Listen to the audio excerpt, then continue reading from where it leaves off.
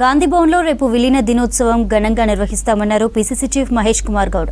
September 17న భారతదేశంలో తెలంగాణ విలీనమయ్యిందన్నారు. ఆ రోజును విలీన దినంగా నిర్వహించడమే సమంజసమన్నారు. బీజేపీ విమోచన దినోత్సవం పేరుతో హడావిడి చేస్తోందన్నారు మహేష్ కుమార్ గౌడ్. పీసీసీ ఆధ్వర్యంలో పోయినసారి ఏ మాదిరిగా విలీనోత్సవం జరిగామో అదే రకంగా కాంగ్రెస్ విమోచన దినం కాకుండా విలీన దినం. ఆ రోజు ఈ రాష్ట్రాన్ని భారతదేశంలో విలీనం చేసినట్టు దినం. పేరు ఏదైనా ఆ దినాన్ని స్మరించుకొని ఆ ఉత్సవంగా జరుపుకోవడం అనేది మన ఆనవాయితీ.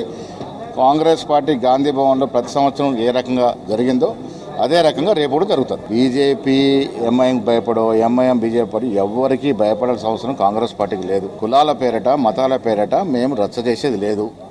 కాంగ్రెస్ పార్టీ అందరి పార్టీ, అన్ని వర్గాల పార్టీ, అన్ని మతాల పార్టీ, అన్ని కులాల పార్టీ. మాకు అందరూ సమానమే. అందరి యొక్క గౌరవాన్ని కాపాడమే కాంగ్రెస్ పార్టీ ధ్యేయం. 17 సెప్టెంబర్ని ఇవాళ 9 మాసాలుగా ప్రభుత్వంలో ముఖ్యమంత్రి కేసీఆర్ గారు 10 ఏళ్లలో చేయలేనటువంటి కార్యక్రమాలు మేము 9 నెలల్లో చేస్తూ ఉన్నాం. తెలంగాణ ఏర్పడిందే నిధులు, నియామకాలు, నీళ్ళ మీద.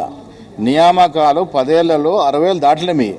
ఇలా 9 నెలల్లో 65,000 ఉద్యోగాలు ఇచ్చిన ఘనత మా కాంగ్రెస్ ప్రభుత్వాన్ని, ముఖ్యమంత్రిది. మరి మీరు ఇవాళ తెలంగాణ గురించి మాట్లాడడం విడ్డూరంగా ఉంది. తెలంగాణ ప్రజలు మీ పాలన సాలని మీకు ఇంట్లో కూర్చోబెట్టినారు.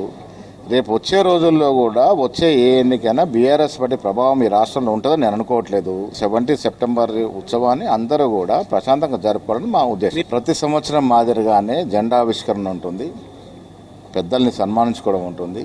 ఆనాడు తెలంగాణ కోసం పాటుపడినటువంటి కుటుంబాల యొక్క పిల్లలు ఎవరైనా ఉంటే వారిని పిలిచి సత్కరించుకోవడం.